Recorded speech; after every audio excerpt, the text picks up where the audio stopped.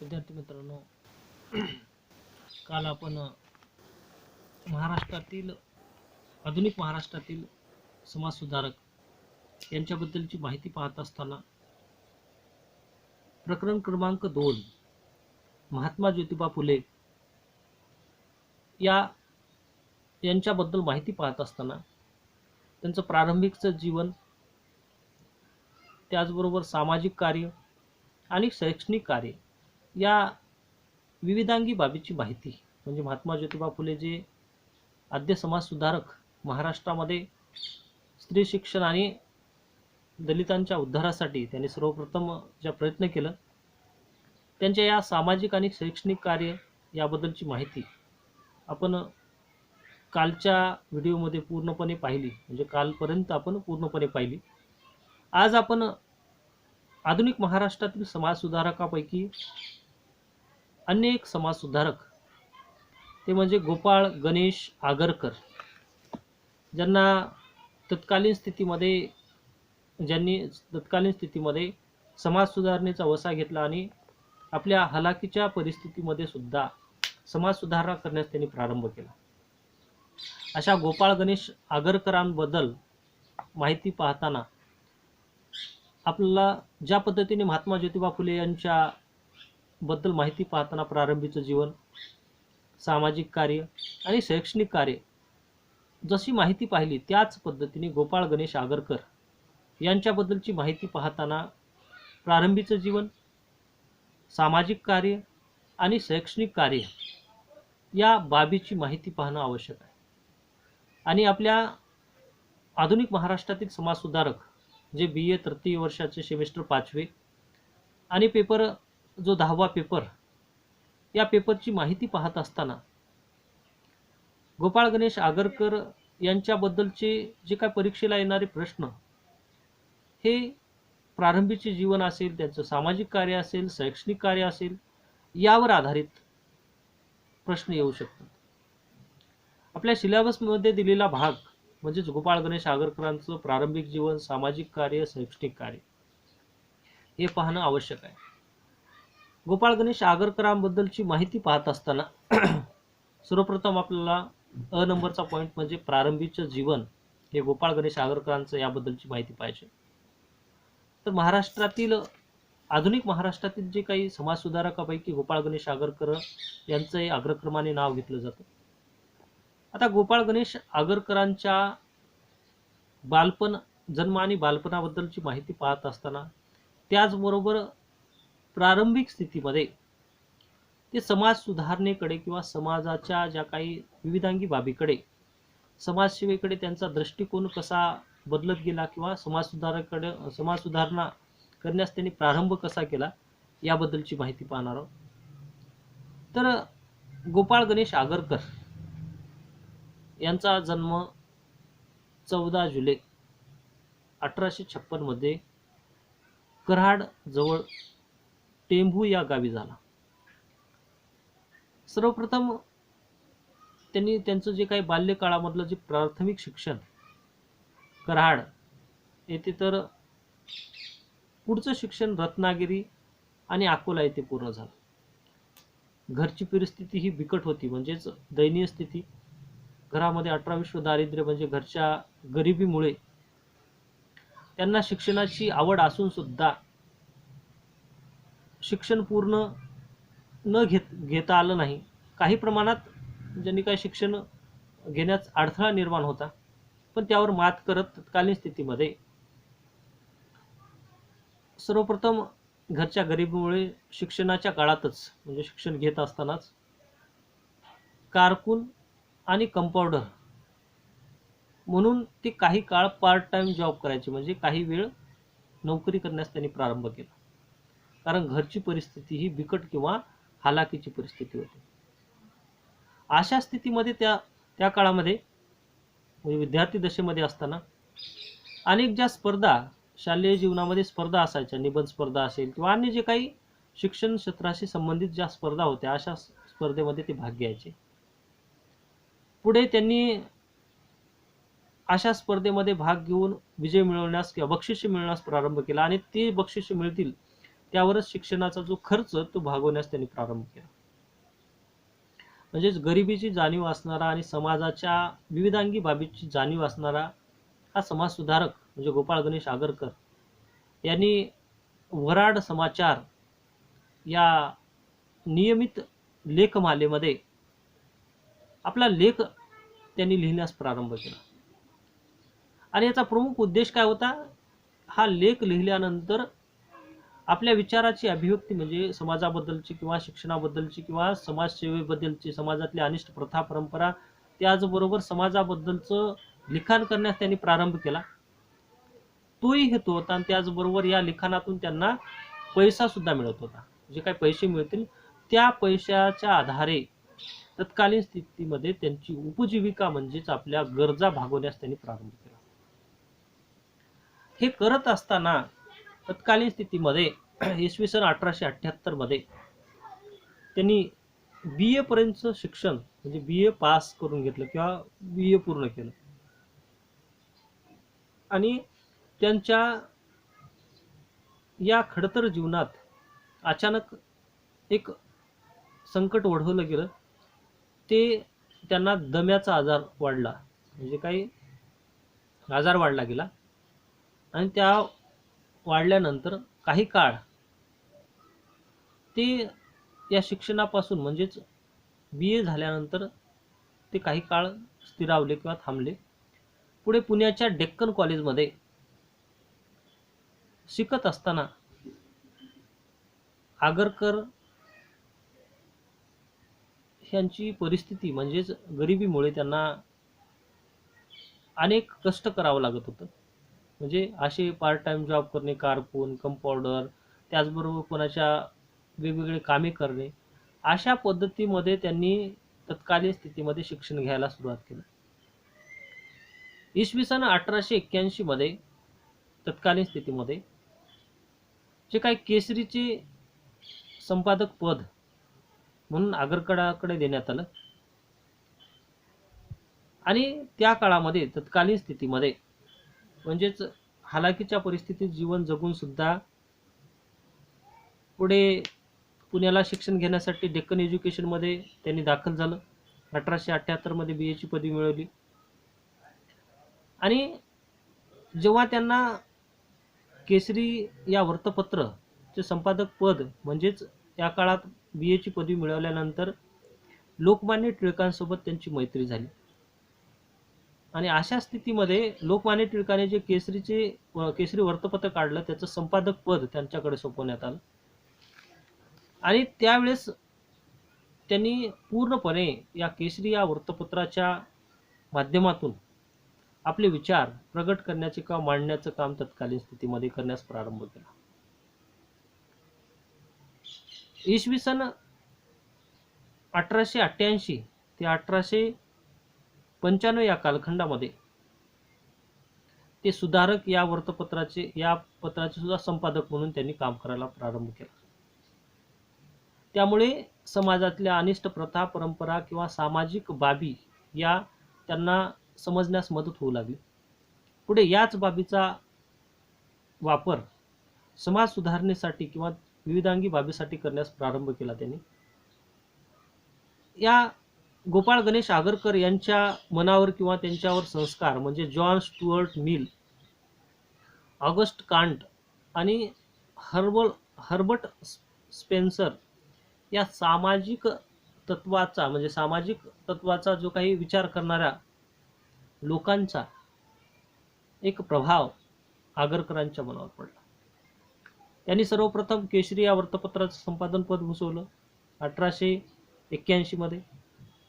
त्यानंतर 1888 ते 1895 कालखंडामध्ये सुधारक या वृत्तपत्राचं एक संपादक पद भूषवलं. आणि अशा परिस्थितीमध्ये त्यांच्या जडणघडण किंवा त्यांच्या प्रारंभीच्या जीवनाला समाज सुधारणेकडे एक वाटचाल सुरू झाली.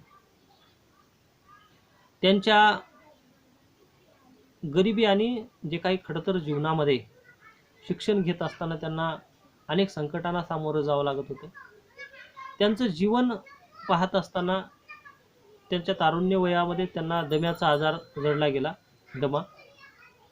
आणि अशा स्थितीमध्ये त्यांचा त्यांच्या शरीरयष्टीचा विचार करता उंच आणि सडपातळ शरीराचे, पण काठक किंवा पाणीदार असे व्यक्ती म्हणजे डोळे, रुंद कपाळ, अशा प्रकारचा जो त्यांच्या शरीराचा किंवा त्याचा विचार करता हा व्यक्ती गोपाळ गणेश आगरकर हे आपल्या समाज सुधारणेसाठी एक महत्त्वपूर्ण बाब म्हणजे महाराष्ट्रामध्ये समाज सुधार करण्यासाठी त्यांनी सुरुवात केली. या समाज सुधारणेचा किंवा समाजसेवेचा त्यांनी वसा हे कशा पद्धतीने घेतला, तर सर्वप्रथम त्यांचं जीवन गरिबीमुळे त्यांना अनेक ठिकाणी नोकऱ्या कराव्या लागल्या होत्या, पण नोकरीपेक्षा त्यांना समाजसेवा महत्त्वाची वाटत होती. याचं उदाहरण म्हणजे जे काही इंदोरचे संस्थानिक शिवाजीराव होळकर यांनी आगरकरांची जी काही कर्तव्यनिष्ठता किंवा आगरकरांच्याकडे जी असणारी हुशारी किंवा त्यांची चातुर्य प्रणाली, यामुळे त्यांनी मासिक म्हणजे महिन्याला 500 रुपये पगार देऊन नोकरीची संधी देण्याचे ठरवले. पण आगरकरांनी समाज सुधारणा करण्यासाठी म्हणून ती नोकरी पूर्णपणे नाकारली. म्हणजे ज्या हालाकीच्या परिस्थितीत जगणारा व्यक्ती आपल्या उदरनिर्वाहावर मिळण्यासाठी जे साधन येत होतं ते नाकारून समाज सुधारणेकडे वळण्याचं काम केलं. पुढे त्यांनी जे आत्ता सांगितल्याप्रमाणे केसरी असेल, मराठा, म्हणजे समाज प्रबोधनासाठी त्यांनी केसरी, मराठा वृत्तपत्राचा आधार घेतला. म्हणजे समाजामध्ये प्रबोधन घडवून आणण्यासाठी त्यांचे लेख छापून येऊ लागले. पुढे टिळक व त्यांच्यात आधी सामाजिक सुधारणा की राजकीय सुधारणा याबद्दल मतभेद होण्यास प्रारंभ झाला. तर लोकमान्य टिळक हे राजकीय सुधारणा सर्वप्रथम झाली पाहिजे, इंग्रजाचं राज्य भारतातून नष्ट झालं पाहिजे आणि भारतीय राज्य आलं पाहिजे असं मानत होते. तर गोपाळ गणेश आगरकर यांना राजकीय सुधारणापेक्षा समाज सर्वप्रथम सुधारला पाहिजे ही बाब त्यांनी मांडली. यामुळे दोघांमध्ये मतभेद व्हायला लागले आणि अशा स्थितीमध्ये आगरकरांनी केसरी, मराठा, डेक्कन एज्युकेशन सोसायटी ह्या राजकीय ज्या काही बाबीशी निगडीत असणारे जे वृत्तपत्र किंवा अन्य बाबी असतील हे पूर्णपणे संबंध तोडला आणि त्यांनी 1888 मध्ये सुधारक हे वृत्तपत्र काढलं. हे वृत्तपत्र 1895 पर्यंत चाललं आणि या वृत्तपत्राच्या माध्यमातून तत्कालीन स्थितीमध्ये त्यांनी सामाजिक चालीरीती विरुद्ध आवाज उठायला सुरुवात केलं. समाजातल्या अनिष्ट प्रथा, परंपरा यावर भाष्य करण्यास सुरुवात केलं. अंधश्रद्धा, बेकारी, बेरोजगारी, त्याचबरोबर असे जे काही प्रश्न असतील यावर मत मांडण्यास प्रारंभ केलं. त्यांनी आपल्या बुद्धीला पटेल अशाच पद्धतीने समाजामध्ये व्यक्तीने वागायला पाहिजे अशा प्रकारचं मत मांडण्यास प्रारंभ केलं.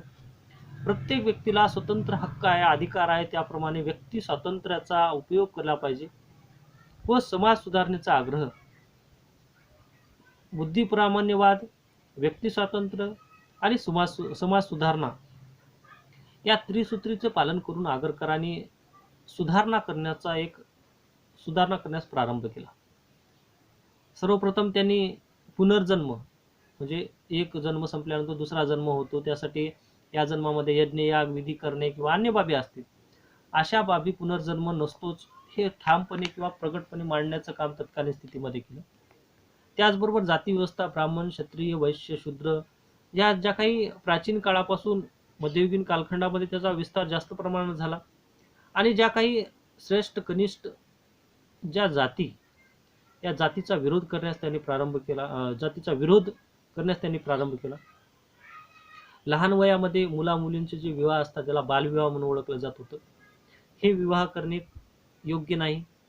त्याचबरोबर समाजातील सर्वात कनिष्ठ वर्ग ज्याला अस्पर्श वर्ग म्हणून ओळखला जातो, त्याला स्पर्श केला जायचा नाही, गावाच्या बाहेर राहणारा वर्ग, त्यांचा विरोध म्हणजे यांचा जो विरोध केला जात होता समाजाकडून, ही बाब ही समाजाच्या हितासाठी नाही तर त्यासाठी सुधारणा घडवून आणण्यासाठी त्यांनी कार्य करण्यास प्रारंभ केला. अशा या महात्मा फुले यांच्यानंतर गोपाळ गणेश आगरकर यांनी तत्कालीन स्थितीमध्ये कार्य करण्यास प्रारंभ केला. आता महात्मा ज्योतिबा फुलेप्रमाणेच त्यांनी समाजातल्या अनिष्ट प्रथा परंपरा अशा विविधांगी बाबी यामध्ये सुधारणा घडवून आणण्यास प्रारंभ केला. आणि त्यांचा विचार करता तत्कालीन स्थितीमध्ये ज्या काही शैक्षणिक कार्य असेल, जातीभेद असेल, त्याचबरोबर आर्थिक विचार असतील, स्त्रियाबाबतचे विचार असतील, स्त्री शिक्षण असेल, अशा विविधांगी बाबीवर आगरकरांनी स्वतःचे मत प्रगट केले किंवा लेख प्रसिद्ध केले. अनेक लोकांना जागृती करण्यासाठी त्यांनी कार्य करण्यास प्रारंभ केला. त्यामुळे समाजामध्ये एक सुधारणाची पार्श्वभूमी तत्कालीन स्थितीमध्ये महाराष्ट्रामध्ये, आधुनिक महाराष्ट्राच्या या समाज सुधारकापैकी एक म्हणजे गोपाळ गणेश आगरकर होते. सर्वप्रथम त्यांनी राजकीय सुधारणा भारतीयांसाठी किंवा महाराष्ट्रात भारतीयांसाठी आवश्यक नाही, तर सर्वप्रथम समाजामध्ये सुधारणा घडवून आणला तरच समाज पूर्णपणे एक सुशिक्षित साक्षर होईल अशा प्रकारची दृष्टिकोन बाळगला. आणि त्यामुळेच आगरकरांना सामाजिक सुधारणा म्हणजे सर्वप्रथम सामाजिक सुधारणेचा जो काही पूर्णपणे पाठिंबा त्या आगरकरांनी, महात्मा ज्योतिबा फुले नंतर आगरकरांनी दिला. लोकमान्य टिळक आणि आगरकर यांच्यामध्ये मतभेद होण्याचं कारण म्हणजे सामाजिक सुधारणा अगोदर की राजकीय सुधारणा, दोनही सुधारणा भारतीयांसाठी त्याचबरोबर महाराष्ट्रातील लोकांसाठी एक महत्त्वपूर्ण होत्या. पण सर्वप्रथम अग्रक्रम हे गोपाळ गणेश आगरकरांनी सामाजिक सुधारणेला दिलं. कारण समाजातल्या अनिष्ट प्रथा परंपरा, वेगवेगळ्या धार्मिक विधी आणि ज्या काही पारंपरिक आलेल्या बाबी, त्याच्यामध्ये पुनर्जन्म असेल, जातीव्यवस्था असेल, स्त्रियांचं शिक्षण असेल, बालविवाह असेल, अस्पृश्यता असेल, असे अनेक मुद्दे होते. त्या मुद्द्यावर कार्य करणं हे सर्वप्रथम आवश्यक आहे. समाजातले अस्पृश्य जे काही ज्यांना शिक्षणापासून वंचित आहे किंवा ज्या स्त्रियांचे प्रश्न असतील, अशावर सर्वप्रथम आपण कार्य केलं पाहिजे, अशा प्रकारचं मत हे गोपाळ गणेश आगरकरांचं होतं. त्यामुळे दोघांमध्ये मतभेद झालं. आणि जे लोकमान्य टिळक होते यांना सर्वप्रथम राजकीय सुधारणा म्हणजेच भारतामध्ये इंग्रजाचं राज्य जाऊन पुन्हा एकदा भारतीयांचं राज्य आलं पाहिजे अशा प्रकारचं मत हे लोकमान्य टिळकांचं होतं. म्हणजे दोन्ही बाबी ह्या महत्त्वपूर्ण होत्या. पण समाज सुधारणेला सर्वप्रथम गोपाळ गणेश आगरकरांनी महाराष्ट्रामध्ये महात्मा ज्योतिबा फुले यांच्यानंतर एक कार्य करण्यास प्रारंभ केला. या गोपाळ गणेश आगरकरांच्या या बाबीवरून तत्कालीन स्थितीमध्ये समाजामध्ये सुधारणा होण्यास प्रारंभ झाला. आणि हीच बाब म्हणजे गोपाळ गणेश आगरकरांच्या प्रारंभिक जे काही जीवन आहे, प्रारंभिक जीवनामध्ये एक समाज सुधारणेचा एक वसा त्यांनी घेण्यास प्रारंभ केला. आणि त्यामुळेच महात्मा ज्योतिबा फुले नंतर गोपाळ गणेश आगरकर यांनी महाराष्ट्रामध्ये समाज सुधारणा किंवा सामाजिक सुधारणेची एक पार्श्वभूमी निर्माण केली. त्यामुळेच महाराष्ट्रामध्ये ज्या काही सामाजिक सुधारणा त्याचबरोबर शैक्षणिक सुधारणा होण्यास मदत झाली. आणि या बाबीमुळेच गोपाळ गणेश आगरकरांना एक सर्वप्रथम सामाजिक सुधारणेला प्राधान्य देणारा समाजसुधारक, ज्या राजकीय आणि सामाजिक या दोन बाबीपैकी सामाजिक सुधारणेला सर्वप्रथम प्राधान्य देणारा समाजसुधारक म्हणून ओळखले जाते. तर आज आपण गोपाळ गणेश आगरकर यांचं प्रारंभिक जीवन याबद्दलची माहिती पाहिली. उद्याच्या भागामध्ये आपण गोपाळ गणेश आगरकर यांचं सामाजिक कार्य किंवा समाजासाठी त्यांनी कार्य कशा पद्धतीने केलं याबद्दलची माहिती पाहणार आहोत. तर आजच्या भागामध्ये आपण त्यांच्या बालपण, शिक्षण आणि प्रारंभिक जीवनामध्ये त्यांनी समाज सुधारणेकडे वळण्याचा दृष्टिकोन किंवा समाज सुधारणामध्ये त्यांनी भाग घेण्याचं त्यांचं कारण काय होतं या बाबी समजून घेतल्या. त्याचबरोबर त्यांच्या ज्या काही जे काही जीवन, प्रारंभीचं जीवन, त्यांच्या आयुष्याबद्दल, त्याचबरोबर त्यांच्या समाज सुधारणेच्या कार्याची सुरुवात ही कशा पद्धतीने झाली याबद्दलची माहिती पाहिली. यावरूनच गोपाळ गणेश आगरकर यांच्या शैक्षणिक आणि सामाजिक आणि शैक्षणिक कार्य आणि त्याबद्दलची माहिती पाहता येईल. यांना आधुनिक महाराष्ट्रातील एक समाज सुधारणेसाठी संपूर्णपणे स्वतःच्या गरजा पूर्ण न करता समाज सुधारणेचा वसा घेऊन समाज सुधारणा हा अग्रक्रम त्यांना देऊन पुढे त्यांनी आपल्या समाज सुधारणेचा पाया रचला. त्यामुळे त्यांना आधुनिक महाराष्ट्रातील समाज सुधारकापैकी एक कर्ते समाज सुधारक म्हणून त्यांना ओळखलं जातं. तर उद्याच्या भागामध्ये आपण गोपाळ गणेश आगरकर यांच्या सामाजिक कार्याची माहिती उद्याच्या पिरियडमध्ये आपण पूर्णपणे पाहणार आहोत.